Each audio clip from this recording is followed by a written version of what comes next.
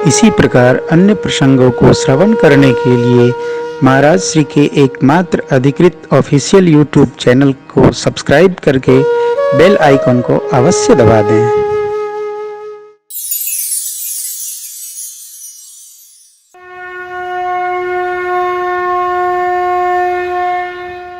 अवसर मिला। अब गुरुदेव भगवान ने, भरत जी न बोले, गुरु जी बोले। तब मुनि बोले भरत सन सब समोच तजिता, कृपा सिंधु प्रिय बंधु सन कहु हृदय के पार। गुरुदेव भगवान ने कहा, भैया अब अपने हृदय में जो है वो सब राम जी से कह दीजिए।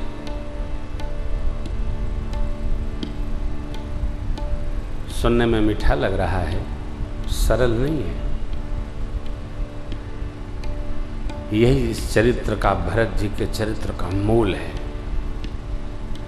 भरत भैया ने प्रणाम किया, अपने सिर पर सब भार समझकर सिर चरणों का स्मरण किया। अब तक जो उत्पाद श्री अवध में हुआ, भरत जी ने सबका स्मरण किया। प्रभु अवध में थे, वन में आए, इसकी चर्चा की। भरत जी जब करुणा में डूब गए, गुरुदेव भगवान ने उनके भाव का परिष्करण किया, परिमार्जन किया और कहा, भैया ग्लानि न करिए, अवध में जो भी उत्पात हुआ है वो ब्रह्मा जी के अधीन है, कुटिलता नहीं। प्रभु ने भरत जी को समझाया, आप अपने ऊपर भार क्यों रखते हैं? विधि की गति किसी के हाथ में नहीं है। और रही बात श्रेष्ठ मैया, जिन्होंने गुरु और साधु समाज की सेवा न की, सत्संग नहीं प्राप्त किया, वही अपने श्रेष्ठ पर दोष मढ़ते हैं। आपके नाम का स्मरण कर कर जीव अपना मंगल मनाएगा। आपकी धर्म मर्यादा से ही यह धरती रहेगी। बैर और प्रेम छिपाए छिपते नहीं, वो प्रत्यक्ष होते ही हैं। मुनियों के निकट पशु पक्षी दौड़ते जाते हैं, बधिक को देखकर भाग जाते हैं। हित अनहित पशु पक्षी सबको पता रहता है, मनुष्य का शरीर तो ज्ञान में अग्रगण्य है। मैं आपको व्यवस्थित जानता हूं, लेकिन करूं क्या? पूज्य पिताजी ने प्रण रखा, तन को त्यागा, शरीर छोड़ दिए, सत्य का निर्वाह किए। उनके वचन के पालन न करूं तो धर्म तत्व विकृत होगा, परंतु उससे अधिक आपका संकोच है। आप जो विचार करें वो न करूं तो मेरा जो ज्येष्ठ भाव है वह समाप्त होगा। तथापि गुरुदेव भगवान ने आज्ञा दिया, अब आप जो कहो वही मैं पालन करूं। प्रभु ने कहा, मन प्रसन्न करके आपके हृदय में जो हो मेरे को बताओ। भगवान की ऐसी वाणी सुनकर पूरा अवध समाज प्रसन्न हो गया एक क्षण के लिए। क्यों? अब तो प्रभु ने भरत जी को कह दिया है। भरत जी कही तो देंगे, प्रभु अयोध्या चलिए। देवराज इंद्र घबरा गए। फिर एक बार मैं आपको बार बार कह रहा हूं, सत्य अपरिवर्तनीय सत्ता है। सत्य को बदला नहीं जा सकता, न लखनऊ में, न अयोध्या में, न गोरखपुर में, न दिल्ली में, न अहमदाबाद, कहीं बदलेगा नहीं। सत्य सर्वकाल एक भाव में रहता है। कथा प्रसंग बहुत है। भरत भैया भाव विह्वल हो गए, चरणों में प्रणाम किए। गुरुदेव भगवान ने जो कहा था उसको सिर चरणों में निवेदित किए। उपाय क्या है बताए, हम दोनों भाई बहन नहीं तो लक्ष्मण जी जाएं मैं सरकार की सेवा में, जो बन सके। प्रभु, सेवक का कर्तव्य है स्वामी के अनुकूल रहे। अब करुणा कर कीजिए सो जनहित प्रभु चित शोभना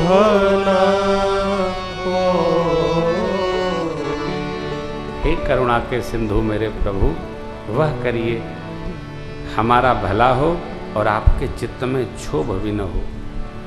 सेवक वो जो स्वामी के संकोच में डाले, उसकी बुद्धि श्रेष्ठ नहीं। सेवक का कर्तव्य है सुख लोभ त्याग कर सब प्रकार स्वामी की सेवा करे। सरकार, स्वार्थ तो ये है कि सरकार फिरे परंतु राजाज्ञा मिले उसका पालन करे, यही हम सब के लिए श्रेष्ठ है। अब भरत जी ने समाधान दिया चरणों में, लेकिन भरत जी ने कह दिया जो उतर हो सरकार उसका पालन करे। हम तीनों भाई बन जाएं, आप माँ के साथ श्री अवध जाएं। फिर भी जैसे प्रभु ने गुरुदेव पर रख दिया, भरत जी ने रखा। जेहि विधि प्रभु प्रसन्न मन हो, करुणा सागर कीजिए सो। जैसे आप प्रसन्न हो, स्वामी की प्रसन्नता में ही सेवक का सौभाग्य है। सरकार ने मेरे सिर पर भार दे दिया, मुझे धर्म तत्व विज्ञान का कोई ज्ञान नहीं, बोध नहीं। मैं तो सब अपने स्वार्थ के वशीभूत होकर ये सब निवेदन कर रहा हूँ। स्वामी की आज्ञा पाकर भी यदि उत्तर प्रस्तुत करता है, ऐसे सेवक को देखकर लज्जा को भी लज्जा आती। मैं तो अवगुणों की खान हूँ प्रभु, आप सद्गुण स्वरूप हैं, इसलिए सरकार मुझे वो आज्ञा मिले जिसमें आपको संकोच न हो। जो जिहियायस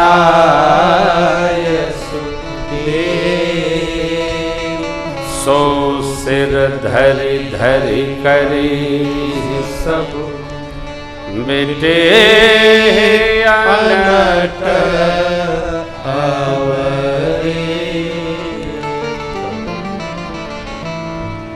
प्रभु प्रसन्न मन से जो जिसको आज्ञा देंगे वो उसका पालन करेगा। मुझे जो आज्ञा होगी मैं उसका पालन करूंगा।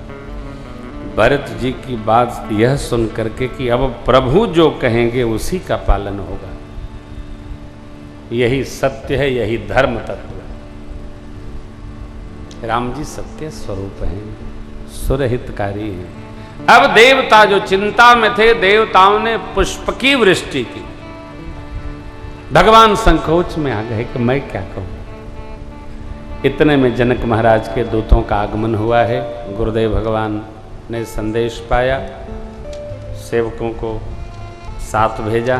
जनक जी महाराज का आगमन, माँ कौशल्या सुनैना मैया का संवाद है सावकाश पर।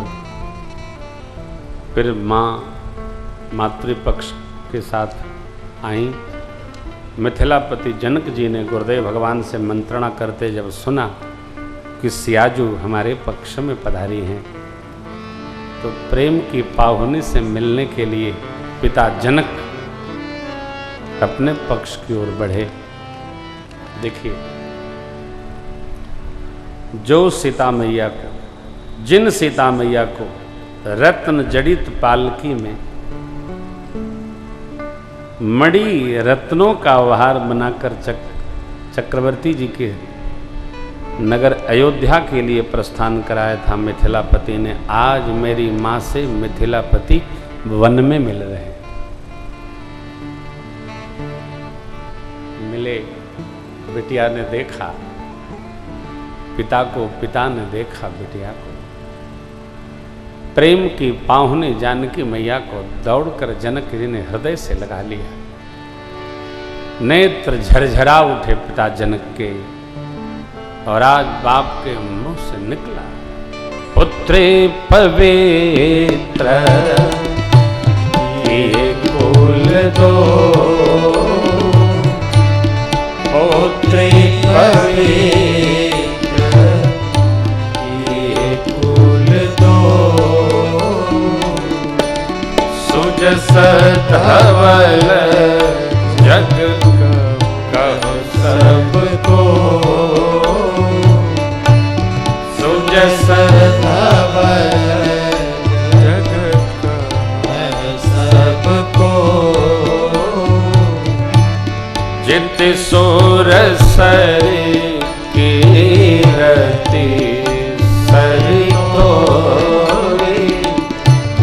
जित सुरसरी कीरति सरितोरी, गवनु कीन विधि अंड करोड़ी, गवनो कीन विधि अंड करोड़ी,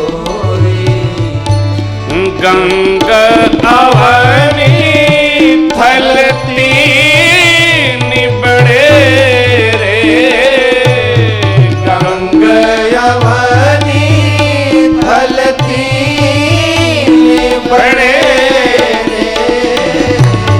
यही किए साधो समाज घने रे, यही किए साधो समाज घने, यही किए साधो समाज घने,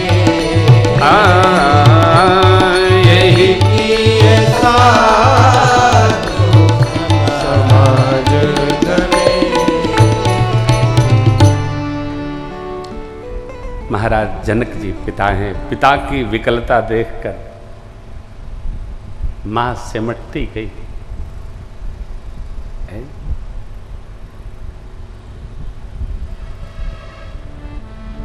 बेटियां यज्ञ हैं हो, पुत्रियां यज्ञ हैं।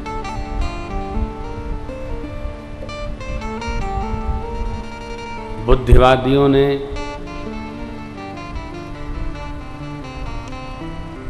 बांट रखा है, बेटियां यज्ञ हैं। तपस्या की पूर्ण स्वरूपा हैं पुत्रियां। बेटियां न हो तो घर कितना भी बढ़िया हो ना, उसमें साज की आवाज नजर नहीं आती। बेटियां आवाज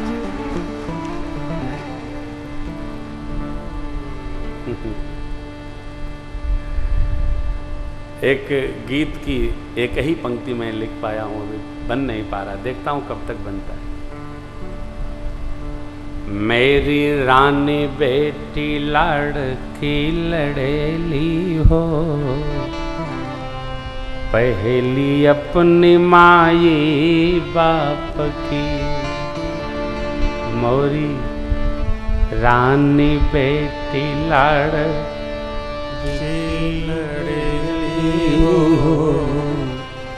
पहली अपनी माई बाप घर द्वार की सिंगार यो सहेली हो, अपनी माई बाप की।